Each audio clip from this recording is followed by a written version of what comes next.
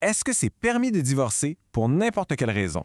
C'est une question qui a été posée à Jésus il y a 2000 ans et qui était au cœur d'un débat vraiment intense. Aujourd'hui, on va décortiquer sa réponse qui est probablement l'une des visions les plus radicales jamais données sur le mariage. Alors tout commence avec une question qui est en fait un piège.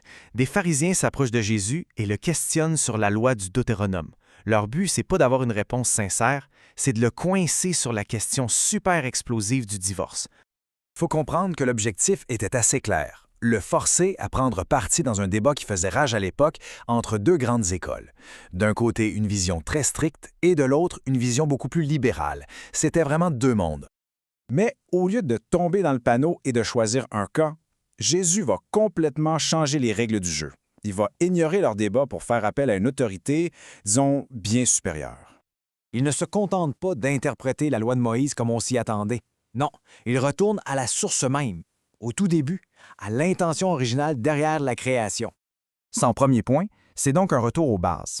Il dit en quelque sorte, « Regardez, au commencement, Dieu a créé l'humanité en deux pôles qui se complètent, l'homme et la femme. » Et ensuite, il décrit ce qui se passe quand ces deux pôles s'unissent. Ça crée quelque chose de complètement nouveau, une réalité qu'il appelle « une seule chair ».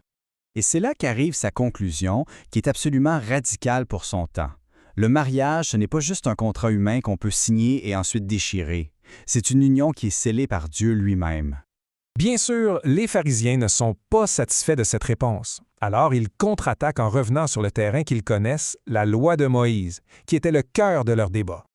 Ils le mettent en défi, en gros, en qui, si cette union vient de Dieu, pourquoi est-ce que Moïse lui-même a commandé de donner un acte de divorce? C'est une bonne question.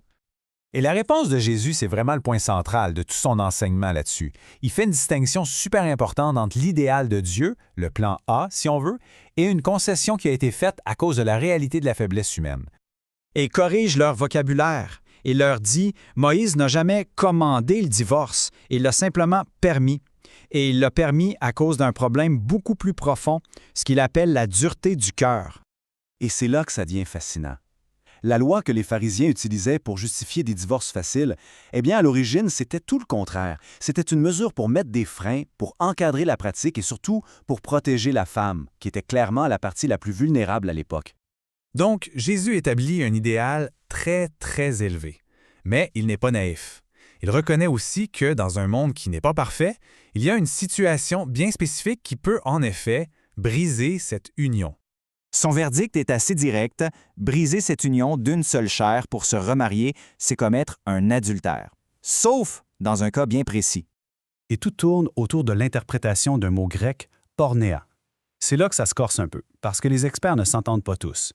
Pour certains, ça veut dire l'infidélité dans un mariage valide. Pour d'autres, ça réfère plutôt à un mariage qui n'aurait jamais dû avoir lieu dès le départ, comme un mariage illicite. Quand on met tout ça ensemble, le retour à la création, la dureté de cœur, l'exception, on réalise que Jésus ne fait pas juste interpréter une loi. Non, il est en train de changer complètement de paradigme. Il élève le mariage. On passe d'une vision du mariage comme un contrat légal qu'on peut briser à une vision du mariage comme une alliance divine. C'est une union organique qui, dans l'idéal, est conçue pour être permanente. Et ce changement de perspective nous laisse avec une question assez fondamentale.